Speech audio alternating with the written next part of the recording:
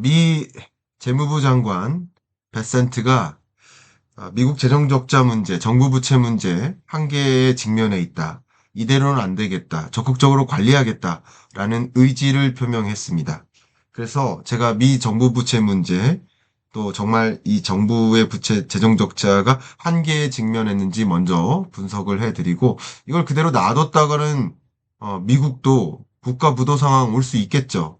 작년에도 내내 부채 한도 협상을 놓고 타결을 잘 못 이루면서 의회에서 맞부딪히면서 굉장히 어, 불안감도 조성이 많이 됐었죠. 그러니까 그런 일들이 반복될 수 있겠다라는 우려감도 일부 있기 때문에 일단 첫 번째 이번 시간에는 재정적자 정부 부채 문제 한계에 직면했는지 분석을 먼저 해드리고 두 편에 이어서 제가 즉시 분석하고 있는데 이 부분을 정리한 다음 스캇 베센트 미 재무부 장관이 어떤 식으로 미국 경제 살림살이를 구상하고 있는지, 어떻게 이 문제에 대응하려 하는지까지도 이어서 말씀드려볼까 합니다. 바로 가도록 하겠습니다. 보신 것처럼 미국 재정적자 현황입니다. 이렇게 재정적자, 그러니까 밑으로 마이너스면 적자인 거예요. 재정적자가 뭐 계속 이어졌었고, 보시는 것처럼 2020년 팬데믹 경제 위기 때는 그 어떤 때보다도 적극적으로 확장적 재정 정책을 펼쳤죠. 경기 부양도 시켜야 되고 코로나19에 대응하기도 해야 되고 많은 예산을 썼다 이렇게 보시면 좋겠고 20년에 이어서 21년까지도 굉장히 강하게 유동성을 공급하고 경기를 부양시키기 위해 집중했었다. 근데 그 이후에도 2021년, 2년 이어서도 계속 23년까지도 굉장히 강한 재정을 투입해 왔었다. 재정 적자 문제가 전혀 해결되지 않고 있다. 이렇게 볼 수 있겠습니다. 그런데 보시는 것처럼 최근 기준으로 보면 2020년, 21년이야 그럴 수 있다라고 가정할 수도 있어요. 특수한 코로나19 상황이었으니까요. 근데 22년 이후로도 계속 확장적 재정 정책을 펼치고 코로나19 이 두 개 기간을 제외해놓고 보더라도 그 어떤 때보다도 확장적 재정정책 기조를 유지했었다. 이렇게 볼 수 있겠습니다. 그렇기 때문에 재정적자 문제가 상당한 수준이고, 부채를 계속 의존해 가면서 재정을 펼치다 보니까, 부채 한도 협상을 놓고, 의회가 격돌한 적도 많이 있었죠. 근데 이제 2025년입니다. 2025년의 추정치는 24년보다 더 적자 폭이 확대될 것이다라고 걱정하고 있습니다. 그러니까 20년, 21년이 이렇게 솟아 있으니까 비교가 좀 불가능할 수 있지만 20년, 21년은 예외로 두고요. 예외로 했을 때 24년도 최대 재정적자 문제가 심각했었는데 25년도 역시 그 수준보다 이상으로 재정적자가 이어질 것이라고 추정하고 있습니다. 자, 그러면 이 재정적자 문제를 가리켜서 어떤 상황인지 좀 구체적으로 들여다봐야 될 텐데요. 일단 간단하게 말씀드리면 정부가 돈을 거두잖아요. 세수가 있을 거 아니에요. 정부의 수입이 있을 겁니다. 그리고 정부가 수입이 있다면 그것의 일부든 그 이상이든 지출을 하겠죠. 정부 지출이 있습니다. 근데 보시면 2024년 정부 수입보다 정부 지출이 어때요? 더 크죠? 그러니까 이게 뭐예요? 2024년 회계년도 2024년 기준으로 재정 적자다라고 생각을 해볼 수 있겠죠. 네, 기본 구성을 본다면 주요한 구성들을 보겠습니다. 보신다면 개인소득세, 사회보장급여세, 법인세 이런 것들이 정부의 세입이에요. 근데 의무 지출이 있습니다. 재량 지출이 있습니다. 이자 비용이 있어요. 이런 것들로 정부 지출이 많이 있는 거예요. 보면 의무 지출에는 사회보장연금, 메디케어, 메디케이드와 같은 의무 지출 영역이 있고 재량 지출에는 국방 영역이 있고 비국방 영역이 있는 겁니다. 그런데 2024년에도 국방 예산을 계속 높게 유지하고 또 높은 금리 속에 많은 국채를 발행해서 부채에 의존해서 나라 살림살이를 하다 보니까 감당해야 될 이자도 많은 거예요. 금리는 금리대로 높고 이자 지급, 정부도 이자 지급을 해야 돼요. 가게도 돈을 빌리면 이자 지급을 하듯이 기업도 기업 부채에 의존을 하면 이자 지급을 하듯이 정부도 이자 지급을 하는데 전체 정부의 지출 중에 13%가량이 이자 비용인 겁니다. 굉장하죠. 정말 굉장한 수준입니다. 그러면 이 재량 지출이 27%고 27%에 50%가 안 되는 게 국방 예산이니까 24년 회기년도의 기준으로 봤을 때 국방 예산보다 이자 비용이 더 많은 거예요. 미국 정부가 국방 예산으로 이만큼 쓰고 있는데, 그죠? 그거보다 더 많은 수준으로 이자 지급하는 데 쓰고 있는 거예요. 이게 맞느냐 하는 문제 제기를 할 수 있겠죠. 그래서 문제 제기를 하는 관점에서 CBO라고 합니다. 자, CBO가 뭐냐면 우리나라로 굳이 비교를 한다면 CBO가 나보예요, 나보. 국회 예산정책처. 그러니까 국회 예산정책처가 기재부의 예산안에 대해서 심의하고 그게 맞는지에 대한 판단하고 기재부도 경제전망하지만 나보 국회 예산정책처도 경제전망을 하고 기재부도 이만큼 세입이 있을 겁니다. 이만큼 세출을 할 겁니다. 라는 것을 발표하지만 그게 타당한지 정부 부채 문제는 심각한 거 아닌지 이런 걸 일종의 이렇게 견주어서 기재부의 움직임을 대응해서 조사하고 분석하는 국회 안에 있는 연구기관이라고 볼 수 있겠습니다. 예, 그렇게 가볍게 말씀드리고 그 비슷한 기능인 거죠. 미국의 이게 바로 CBO라고 합니다. 자, 이 CBO, 그러니까 미의회 예산국 이렇게 설명하면 좋겠는데 미의회 예산국에서 10년 동안의 예산안을 전망했어요. 그러니까 우리 나보도 이런 역할을 합니다. 자, 그런데 세수가 있고 세출이 있겠죠. 그러면 세수에서 세출을 빼면 재정수지가 되겠죠. 근데 2024년까지 GDP, 이거부터 볼게요. 세수 규모로 4.92조 달러였어요. 세수가 24년. 근데 지출은 6.75조 달러 기준입니다. 그러니까 당연히 재정수지는 적자죠. 25년도 적자, 28년도 적자, 34년도 적자. 그러니까 수보다 세출, 지출이 더 많다라는 거예요. 특히 이대로 놔뒀다가는 국채 이자가 지금도 국방 예산보다 더 높은 수준으로 심각한데 25년, 28년, 34년 국채 이자가 더 우후죽순 늘어날 것이다 라고 이렇게 전망하고 있는 겁니다. 이 부분이 중요하죠. 그래서 이 오른쪽 그래프를 제가 봤다면 이 왼쪽을 가지고 말씀드린다면 GDP 대비는 얼마나 차지하나를 놓고 봤을 때 세수가 17%, 또 24년 17.1% 유지할 것으로 보고 있습니다.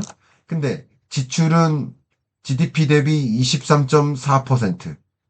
그러니까 세수는 기존 연도보다, 그죠? 평년보다 세수는 줄었지만 지출은 평년보다 늘었다라고 해석할 수 있겠죠. 왜냐하면 이 조달러 기준으로만 보면 세수도 늘고 세출도 느는 거예요. 그죠? 이렇게 보면 비교가 잘 안 돼요. GDP 대비로 봐야 돼요. GDP 대비로 보면 평년보다 세수는 줄고 세출은 늘린다. 그러니까 재정수지, GDP 대비 재정수지는 적자 폭이 훨씬 더 크지죠. 보시는 것처럼 과거 연도는 마이너스 3.8% 수준에서 관리가 됐는데 24년 6.4%, 25년도 마이너스 6.2% 관리가 잘 안 되는 거예요.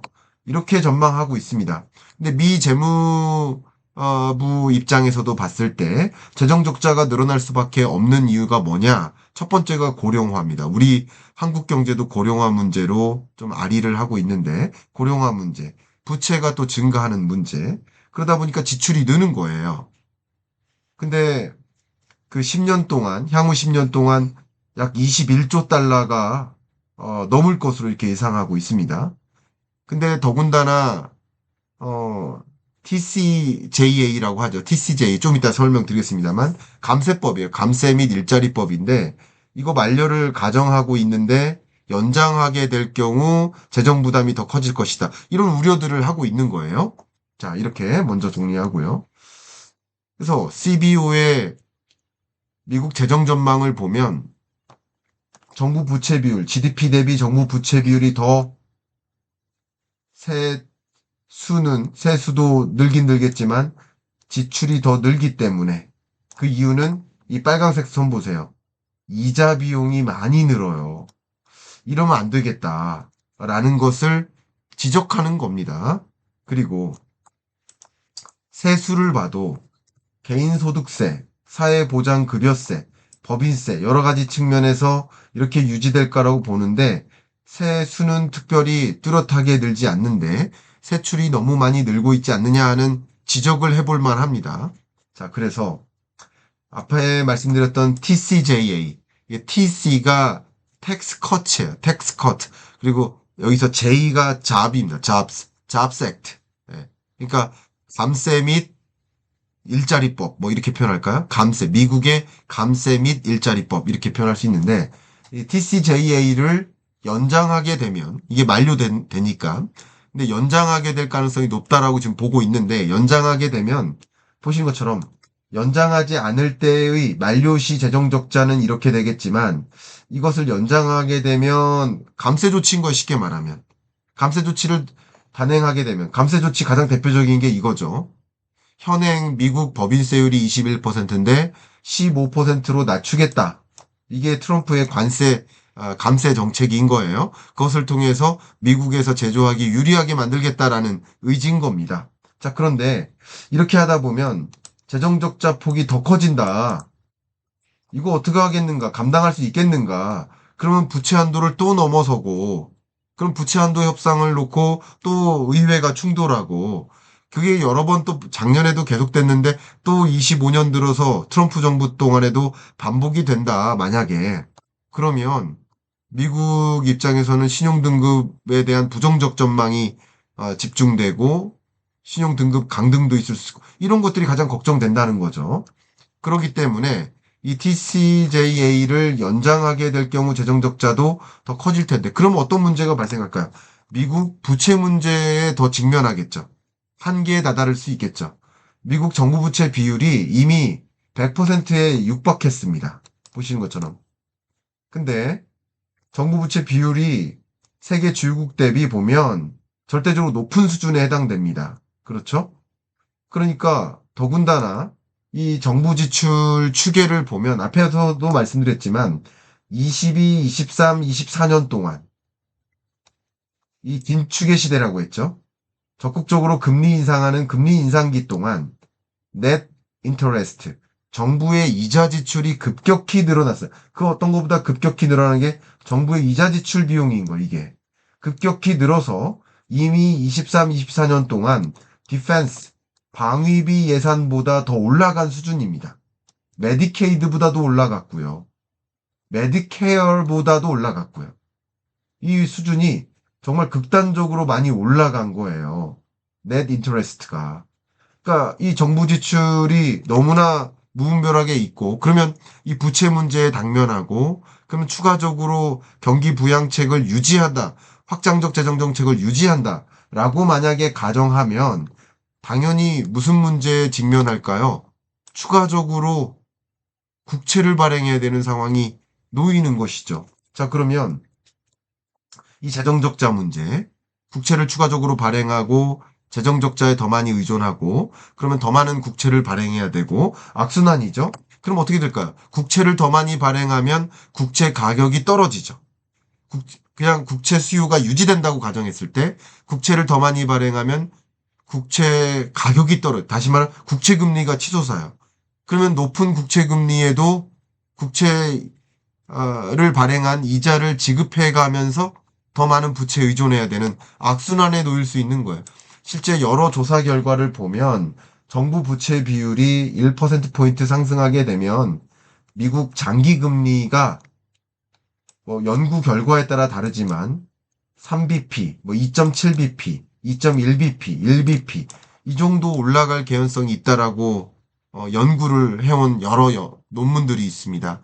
이런 것에 깃대어서 본다면 정부 부채 비율이 1%포인트 또 올라간다. 예를 들어 4%인데 6%인데 거기서 7%로 또 올라간다. 그러면 국채 금리가 또 올라갈 가능성이 있다는 거죠. 물론 국채 수요가 있는지를 봐야 되지만 기본적으로 그럴 수 있다는 것이죠. 이것은 미국 경제 입장에서 부채 한계에 직면하게 만들고 악순환을 만들 수 있겠죠. 셧다운 우려감도 키울 수 있고요. 이게 또 다른 불확실성 요인으로 존재할 수 있겠습니다. 그렇기 때문에 스캇 베센트 재무부 장관은 이것에 적극적으로 대응하겠다라는 조치를 발언을 인터뷰를 통해서 했고 그것을 가이드라인을 마련했는데 그 부분은 제가 조금 이따 다음 영상에서 제가 설명을 드릴 텐데 여러분은 이 썸네일의 영상을 좀 기대하시면서 일단 이번 분석은 여기서 먼저 마무리를 하도록 하겠습니다. 마무리하기에 앞서서 제가 공지해 드릴 것이 있는데요. 4월 9일 날 서울에서 마지막 그 무료 강연이 일정이 남았습니다.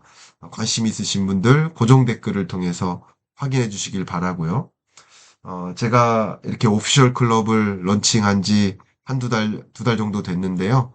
정말 많은 분들이 참여해 주시면서 매일 여러분과 정보를 공유하고 글로써도 유튜브의 한계를 넘어서 또 매주 여러분들과 줌 수업을 통해서 다양한 질의응답도 하고 있고 매월 여러분들과 소통하면서 오프라인 특강을 또 진행하고 있습니다.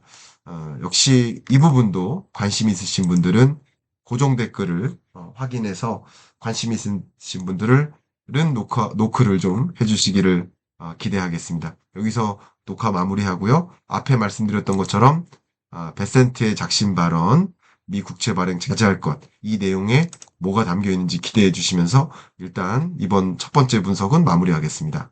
감사합니다.